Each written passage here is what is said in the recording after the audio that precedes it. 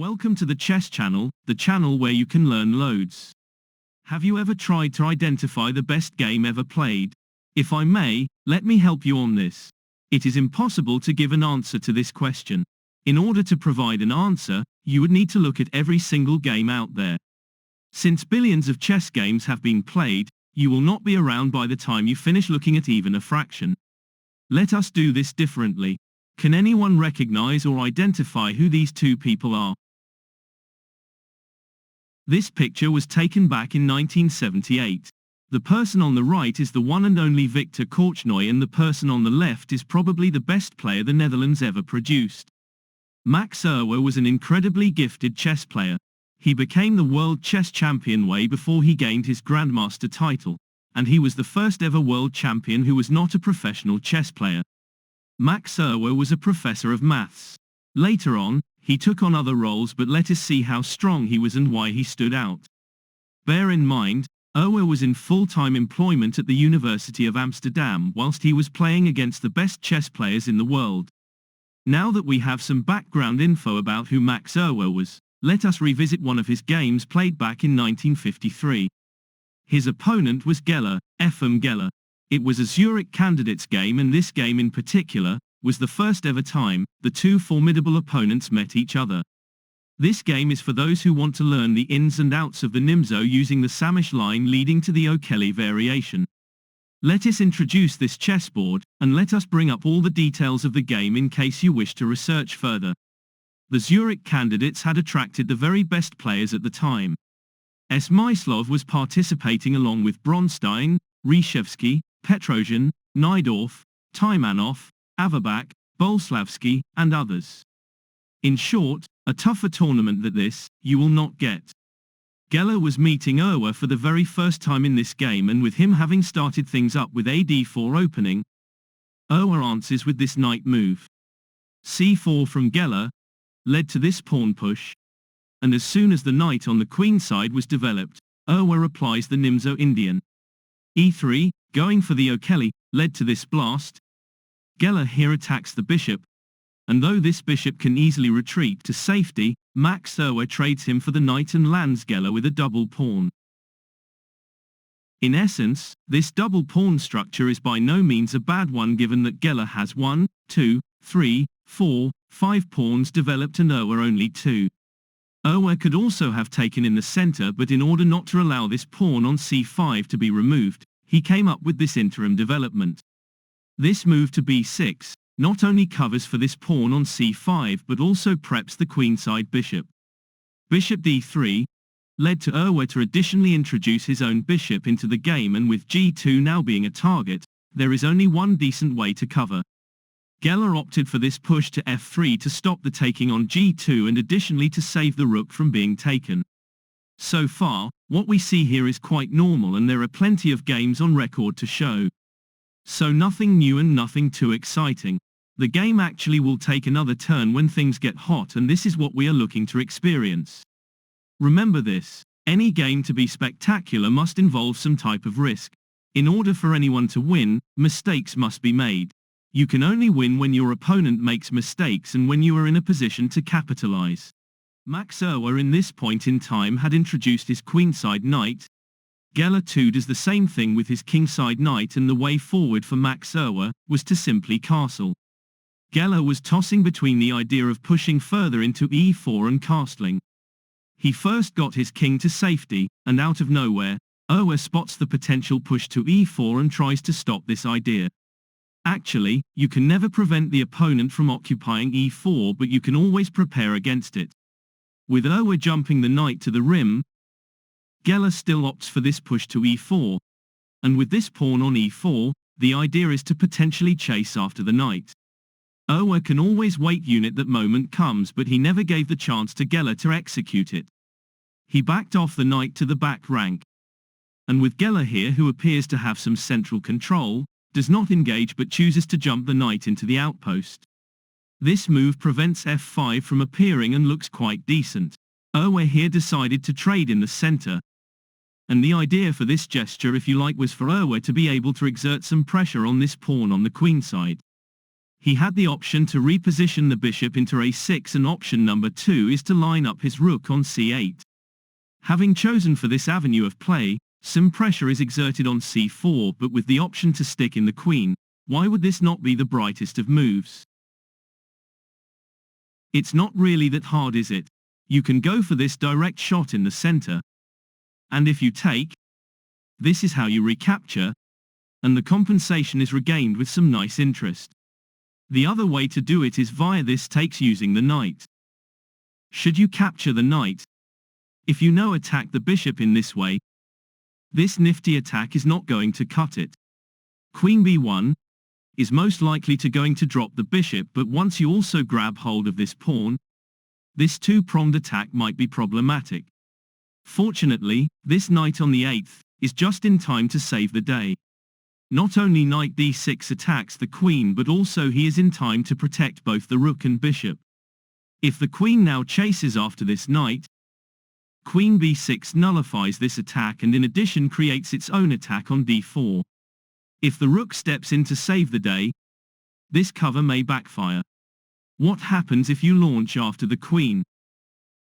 Queen f4 to keep her safe will lead to this elimination of this pawn, but would this be a blunder? How would you find a way out when you pin the rook and queen in this way? It's not very hard. Take, and this is the move you need to execute. How on earth do you deal with this attack on the rook? Is there a way out?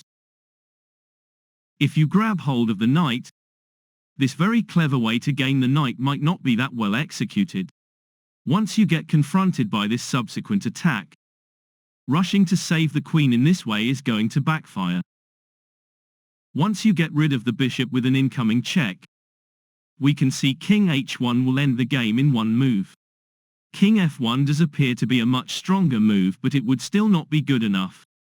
Can you spot the winning combo, and if so, where does it start? It's here with this forcing bishop check. When the bishop is eliminated, this incoming check is going to gain the rook, but there is a much stronger alternative in the making. With this queen and knight basically isolated on the king side, what is the best possible choice of move black can utilize? If you were to choose between rook c8 and rook b8, which one would you go for and why? Rook c8 will not be as effective because once the knight backs off, this square on c1 is automatically covered. So, if we alternatively place the rook here on b8, knight e2 obviously now doesn't work, because white is looking at a mate in 2 against them. As soon as rook b8 appears on the board, a mate is locked in and there is nothing white can do. After the rook steps in, as soon as he comes off, a mate in 2 or 3 moves is now locked in, and the game would end soon. Coming back to this position, there is option number 2. What if you were to grab hold of the knight with the queen? With the bishop now coming off with an incoming check, you are looking at a move between king f1 and king h1. King h1 will without a shadow of doubt lead to this bishop to secure the safety of the pawn. And all that black needs to do is to activate the rook on f8. When he becomes active, the extra pawn on the board is going to make all the difference you need. There are other variation and lines of play we can consider. Returning to the game, as soon as Euwe lined up his rook on this square, Geller could always consider a move like c5. However, he bypassed this push to something else. He opted for this push to the 4th, allowing basically Euwe to come in. Euwe looked at this option and was calculating if there was a hidden trap anywhere. As soon as he did not see anything wrong with this position, this pawn was eventually removed, and here Geller opts for this move right into f5. It's quite a clever initiative, and we are going to see why Geller chose this move. Do you capture this pawn on f5, and if so, why? The answer is probably no. If you do, as soon as you capture using the knight, this knight is not going to become a major headache. If you try and challenge him in this way, once you trade in, this follow-up attack might hurt. With the knight having only one square to escape, what would be the consequences if this knight comes under fire again and in this way? We can work out f5 does not work, but how effective would this attack be on the queen? If you take, this subsequent attack on the queen is going to take you south very fast. Attack the knight again, and black is busted. d5 to protect the knight is most likely going to lead to another attacking potential. Can you figure it out? This is the attack you are looking at. Any attempt to save the rook will fast forward the end, but it would be down to you to figure things out here. Can you work out the move of the day, and if so, where is it? It's this hit on the 7th with the rook. If the rook is removed, this incoming check might spell the end. King g8 will lead to this takes, and with the king now forced to the very corner, this is all you would ever need, and this is how you end the game. If you walk the king into e7, I'm not sure this is going to help. There is a type of trap in place, but can you spot it? It's here. Get rid of the knight. Not only this move captures the queen, but since the king has no legal squares left, this is what you call a first-class checkmate. Once you allow the rook to hit the pawn off from f7, the mate is forthcoming. If you squeeze the king to the very corner, as soon as this pawn drops, black is at the same time out of moves, and a mate in only 2 moves is locked in. You cannot stop rook h7 or queen h7 or even queen g7. You can only delay it by 1 move, and there is no need to illustrate. Returning to the game, as soon as this push into f5 materialized, Euwe covered in this way, and Geller here goes for the jugular. He very cleverly lifted the rook to this outpost and is now going to swing him into action. Euwe saw nothing wrong with this initiative, and to show prove his case, this is how he played it. Rook h4, trying to mount the pressure on the kingside, resulted to this quite clever attack, and unless you bring in the knight to cover, this pawn will drop with an incoming check. Geller welcomed this initiative, and we know this because of how he chose to continue. He pushed on with this pawn and was looking for a way to trick Euwe. With this pawn now on e5, the pawn on d4 cannot be removed because the rook on h4 has his back. In the meantime, Euwe had discovered another way to try and make progress. He used the pin to pick up this pawn. This pawn on e6 is immediately eliminated, and with the knight being handed over to the bishop, Geller here creates a mate in 1 opportunity. In a blitz or rapid, things can go very wrong here, but with Euwe having plenty of time on his clock, he was trying to work out what was best to do. This pawn on e6 is extremely dangerous. If you allow the removal on d7, that would basically be it. With Euwe getting rid of this pawn, Geller takes with a check, and at the same time a number of threats are created. These threats are everywhere. Though queen e1 is not a mate, let's examine if a bishop like this would do any good. Allowing this type of check would lead to the same question as we raised earlier. King h1, and now this queen move to get a mate in 1 would spell catastrophe. Knight e4 to stop the mate will drop this bishop, and the game ends in favor of black.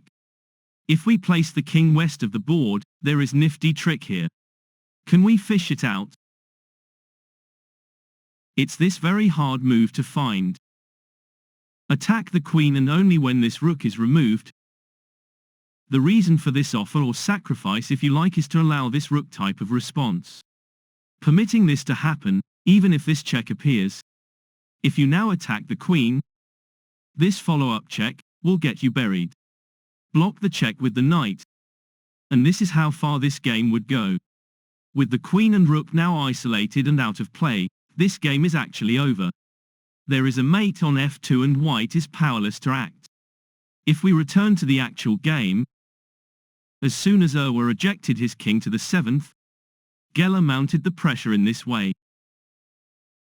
If the knight was not on e8 to stop the attack, Euwe would have had either rook g8, or even he could try and walk with his king further west. Euwe was calculating variations and lines of play in an entirely different way. Any ideas what he saw and what he eventually decided to play? He used the knight to protect the pawn on g7, and in the end decided to go for the craziest move there was. He offered the rook to attack the queen, and of course with Geller being gobsmacked, as soon as the rook dropped, Euwe lifts his remaining rook to the second. It's the same idea as we looked at earlier, but there is a twist to this new variant. We can work out the following. The queen on h8 is totally offside, and more or less the same applies to this rook located on h4. The knight on g3 provides a very useful function because he guards this outpost on e2, preventing the queen from slipping into the second.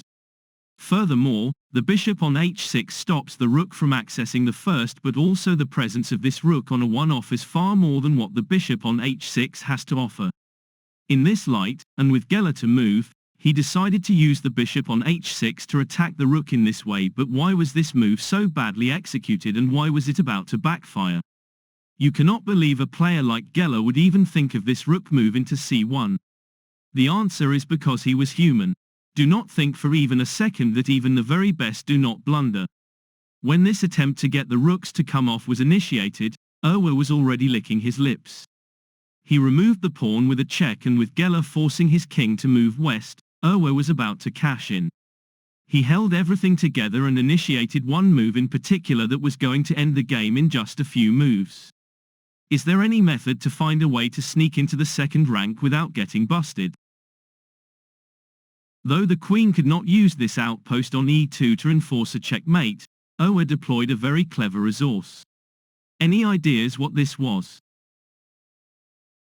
It was here via this queen repositioning. Queen a2 here would not be as effective a move because Geller would be able to bring back the bishop to block the access into f2. However, even this initiative would be good enough to settle the score. If you just take it easy and bring in this bishop move, a queen check from h5 is now ruled out. However, if you opt for this rook response, why would this move not cut it? Any takers at this point? It's because of this initiative. Take the knight and we know if the rook is removed, there is a mate in one move. Okay, this variation for Euwe also works a treat, but let us explore this queen move that was initiated instead. This had to be one of the most brilliant attacks of the entire game. With the queen now threatening a mate in 2 via queen f3, Geller was in a pickle. He knew there was no way out from this mess, and he was on the brink of resigning. King e1, trying to run as far as possible, resulted to this queen move right into f3, and it was at this point where Geller decided to throw in the towel. There is no way to stop the queen from gaining access into f2. Actually, rook c2 does stop the access into f2, but what it doesn't stop is this nifty check. If now king d2, isn't this a mate? Okay, in order to understand where Geller went south, I'm not actually sure we can pinpoint the position. Right after the rook lift into the second, maybe just maybe, this move into d5 would have done it. If you take with the bishop, should you now attack this bishop using the rook? Once you get rid of this pawn with a check, king f1 might just be safe enough. It is risky, but under the circumstances, this is all you have. The knight on g3 is strong enough to hold the queen at bay, and this semi-open board position is one that is going to trouble many players. Is there possibly a way out, and where is it? We are going to leave things as they are with this position. It may be equal, it may be not. In either situation, if there is an advantage, any advantage, this would rest with Euwe. Handing over the rook to hold the queen a prisoner was for sure a major and genius development, but anyhow, that push into d5 to attack the queen was missed, and this is the end result of this first contact between Geller and Euwe. If after d5, how robust would this position be if you grabbed hold of the pawn with the queen? This in fact might have been the break Geller was looking for. Rook e4 using the knight to nullify the attack is going to lead to a total disaster.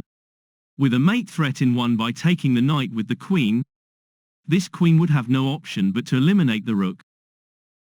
But once the queen and knight depart, this game would now have ended in only one way. And this was the first contact between two amazingly talented players. There is way more to this story, and we can never draw conclusions from one single game. However, remember how we started this video. Can this be classified as one of the very best games ever played? I don't think by a long shot. The first contact between Geller and Euwe for sure had its moments, but to say it was one of the best games that many claim it to be, might be an exaggeration. You only need to look at some recent engine games from the top chess engine competition, and if you wish to compare, you might realize that there is no close comparison between humans and engines. Engines are way far more sophisticated in their approach to the game, far more calculative, and believe it or not, any chess engine from today will teach us all multiple and invaluable lessons. And with this we have come to the end of another glorious game. One more thing I would wish to add is that Euwe in the Zurich candidates had produced one of his worst performances, and though he had beaten Geller, he was not able to pick up the pace and continue with his winning streak. In the meantime, we sincerely hope you have enjoyed this game and look very much forward to seeing you again soon. God bless and see you next time.